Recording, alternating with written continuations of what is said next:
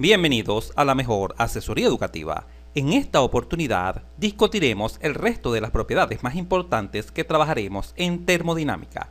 Ya en los primeros videos trabajamos con temperatura y presión. ¿Te has perdido de estas videoclases? No te preocupes, acá en la mejor asesoría educativa te dejamos todo a la mano. Disfruta del video de qué es la temperatura y cómo se comporta acá, dando clic en la esquina superior derecha de la pantalla. Y si te has perdido de la clase sobre qué es la presión y cómo se comporta, entra acá en la esquina superior derecha de la pantalla, donde aprenderás de forma rápida y sencilla a dominar esta importante propiedad, la presión. Muy bien, comencemos con el tema de hoy. ¿Qué es la masa? Por masa vamos a entender la cantidad de materia de una sustancia. Recuerda que materia no es más que una porción material o física del espacio. Estas sustancias las vamos a dividir en sustancias puras y mezclas. Entre las sustancias puras tenemos las simples y las compuestas. Y quizás te preguntes en este momento, ¿pero qué es una sustancia simple? Es aquella donde todos los átomos son iguales. Por ejemplo, si tienes únicamente helio o únicamente hidrógeno en tu sustancia, etc. Pero las sustancias simples no solamente están compuestas por átomos iguales, también pudieran tener moléculas iguales, como por ejemplo el oxígeno. Más adelante profundizaremos sobre las sustancias, sus cambios de fases, etc. En resumen, una sustancia pura simple puede poseer átomos iguales o moléculas iguales. ¿Pero qué es una sustancia compuesta? Se puede definir como aquella que tiene moléculas iguales pero con átomos diferentes. La más famosa de ellas es el agua. En el agua todas sus moléculas son iguales, pero está compuesta por átomos diferentes, 2 átomos de hidrógeno y 1 de oxígeno. Observa la diferencia entre compuestas y simples, mientras que las simples también están compuestas por moléculas iguales, pero todos sus átomos son iguales, como el oxígeno puro, O2. Entre las mezclas vamos a considerar las homogéneas y las heterogéneas. Una sustancia homogénea es aquella que está compuesta por moléculas diferentes, pero de tal forma que existe uniformidad en su composición, como por ejemplo el agua más la sal, agua más azúcar, etc. Mientras que las sustancias heterogéneas son aquellas que también tienen moléculas diferentes, pero se distinguen a simple vista, porque no se llega a una composición uniforme en su mezcla, como por ejemplo el agua más el aceite, no se mezclan. Si mezclas arroz con frijoles, etc. Muy bien, la cantidad de materia de una sustancia cuando estés trabajando en los diferentes ejercicios se te puede dar como unidad de masa o número de moles. En el caso que se te dé como unidad de masa, su unidad en el sistema internacional es el kilogramo. Y en el caso que la cantidad de materia se te dé como número de moles, su unidad en el sistema internacional es el mol. Así que perfectamente un ejercicio puede considerar 1 kilogramo de cierta sustancia o también puede considerar 3 moles de cierta sustancia. Bien sea que te hablen de masa o de número de moles, siempre se te está dando cierta cantidad de sustancia en ambos casos. Y quizás te preguntes, ¿pero existe una relación entre masa y número de moles? Sí, sí existe. Puede resultar útil utilizar la siguiente igualdad. La masa es igual al número de moles por la masa molar de la sustancia, donde la masa molar es igual a la constante universal de los gases sobre la constante particular de los gases. Esta constante universal de los gases toma el valor de 8,31 Joule sobre mol Kelvin, mientras que la R acá en el denominador es la constante particular del gas. En las tablas vas a conseguir una R para el aire, una R para el hidrógeno, otra R para el helio, etc. Más adelante en los ejercicios veremos cómo se utiliza este tipo de situaciones. Ahora vamos a discutir un poco sobre qué es el volumen. Por volumen vamos a entender el espacio que ocupa una masa. Y ya sabemos que es una masa porque fue la primera propiedad que definimos en esta videoclase. Voy a abrir un paréntesis para darte un consejo. Tú como estudiante Cuando comiences cualquier materia, en cualquier carrera universitaria, siempre te vas a encontrar con definiciones. Por supuesto, estas definiciones estarán compuestas por palabras. Pues es muy importante que para que comprendas la definición principal, entiendas qué significa cada palabra. Es por ello que observas mi estilo de enseñanza, donde procuro que cada palabra que sea desconocida sea definida, de tal forma que si tú entiendes cada una de las palabras claves de la definición, de seguro comprenderás la definición que tú deseas o la palabra que realmente desconoces. Ten en cuenta este consejo porque es muy importante para tu estudio y esto aplica en cualquier tipo de materia y en cualquier carrera que estés cursando. Muy bien, continuemos. Imaginemos que tenemos un cilindro pistón y dentro de él existe cierta masa, tal como se observa acá. Pues esa masa ocupa un espacio y ese espacio que ocupa dentro del cilindro es lo que denominaremos volumen. Por supuesto, ese volumen puede ser mayor, como es este caso.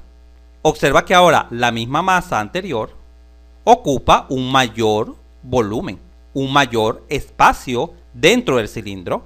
Vale destacar que este tipo de sistemas lo estaremos utilizando en varios ejercicios, pero lo vamos a representar así, como una vista de frente de este cilindro pistón. Observa, acá se encuentra el pistón o émbolo y el cilindro está representado por el rectángulo. Te indicaremos que dentro de él existe cierta masa que por supuesto ocupa cierto volumen.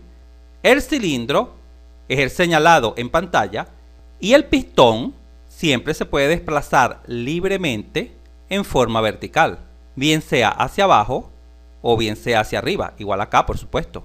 Siempre el pistón o émbolo se puede desplazar verticalmente.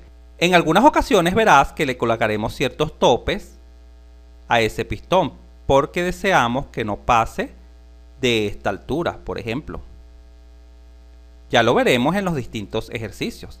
Estos serían unos topes que restringirán el movimiento del pistón dentro del cilindro. Y en otras ocasiones observarás que le colocaremos a ese cilindro pistón un resorte. Eso lo veremos en los diferentes ejercicios. ¿Y en qué unidad trabajaremos el volumen? Se trabajará el volumen por lo general en metros cúbicos. Por supuesto, puede venir en pie cúbico si estamos trabajando en el sistema inglés, etc. Muy bien, continuemos. ¿Qué entenderemos por energía interna? Por energía interna entenderemos la energía almacenada por el sistema termodinámico de partículas debido a su temperatura. Observaremos que la energía interna básicamente depende de la temperatura. A mayor temperatura, mayor energía interna. A menor temperatura, menor energía interna. Así pues, la masa contenida en cierto volumen siempre tendrá cierta energía interna, la cual denotaremos a través de la letra U. Esta energía interna es igual a la energía de vibración molecular más la energía cinética molecular más la energía potencial molecular. Pero no te preocupes, no estaremos calculando estos diferentes tipos de energía. Simplemente estaremos calculando la energía interna del sistema, pero es bueno que sepas que esa energía es la sumatoria de estos diferentes tipos de energía a nivel molecular. ¿Y cuál será la unidad de la energía interna? La unidad de la energía interna será el kilojoule sobre kilogramo. Vale recordar que joule es newton por metro. Es bueno que lo tengas presente, de tal forma que esto es lo mismo que kilo, newton por metro, sobre kilogramo. Pero según la unidad de energía que se te dé, la energía interna también se puede representar como kilocalorías sobre kilogramos. Observa, en vez de joule, se da en forma de calorías. Y estaremos haciendo esta conversión con la siguiente relación. Una caloría es aproximadamente igual a 4,18 joule. Esta relación será muy útil a la hora de convertir calorías en joule o joule en calorías. Muy bien, continuemos. ¿Qué entenderemos por entalpía? La entalpía es la cantidad de energía que un sistema termodinámico puede intercambiar con los alrededores. Observa la figura. Ya sabemos que la masa, que ocupa cierto volumen, posee cierta energía interna. Se puede decir que la entalpía es la capacidad que tiene esa sustancia para intercambiar energía con sus alrededores. Más adelante veremos que esa entalpía, por lo general, se intercambia en forma de calor. El calor lo vamos a representar con la letra Q. También se puede definir la entalpía como la capacidad que posee una sustancia para realizar un trabajo desde el punto de vista térmico, claro. Más adelante veremos que la entalpía y la energía interna se relacionan. La entalpía es igual a la energía interna más la presión por el volumen específico, cuando el proceso es isobárico, es decir, a presión constante.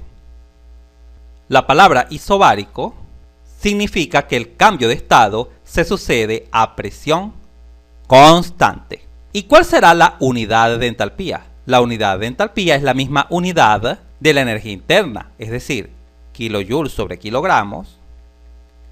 También se puede ver en kilocalorías sobre kilogramos, etc.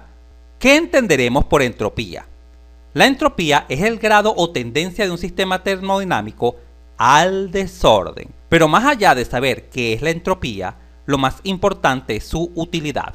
La entropía es un parámetro de capacidad térmica que permite con su variación conocer si un proceso es reversible o irreversible. Es decir, si la variación de entropía, variación se denota con esta letra griega delta.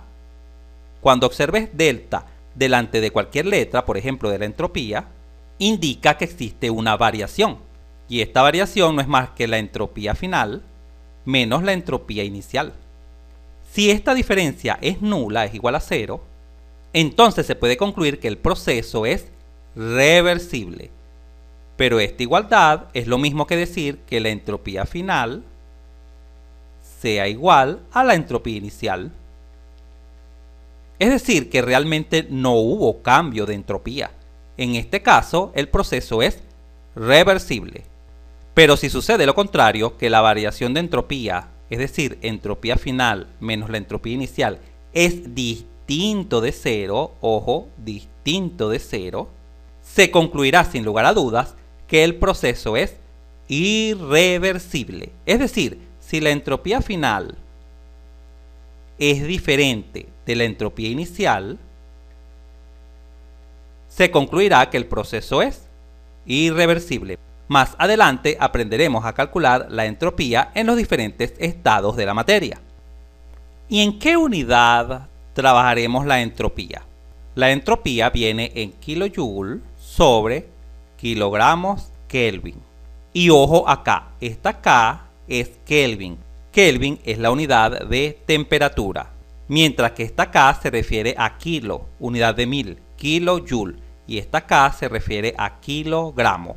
Mucho cuidado con este tipo de detalles. También la entropía la podremos ver como joule sobre mol Kelvin. También se puede observar en esta unidad. Todo dependerá del sistema en que se esté trabajando. Finalicemos el video ilustrando la entropía. Imaginemos que tenemos un sistema ordenado. Cuando se aumenta la entropía, el sistema será menos ordenado. Por ejemplo, imagina que tienes un líquido. En un líquido las moléculas se encuentran más unidas que en un gas, pero después de proporcionarle calor, supongamos que es fuego, que colocas una olla de agua a hervir, esas moléculas tendrán mayor libertad, mayor desorden. Y en este caso se podrá establecer la siguiente comparación. Cuando el sistema está más ordenado, tiene una baja entropía, tiene poca entropía. Pero cuando el sistema está menos ordenado o más desordenado, es porque el sistema tiene una alta entropía o mayor entropía. Creo que con esta ilustración puedes aclarar un poco más sobre qué entendemos por entropía. Si este video te fue útil, suscríbete a nuestro canal, así nos ayudas a crecer. Si te gustó, dale un like, y si conoces a alguien, algún compañero, amigo o familiar que le pueda servir esta información, por favor compártela.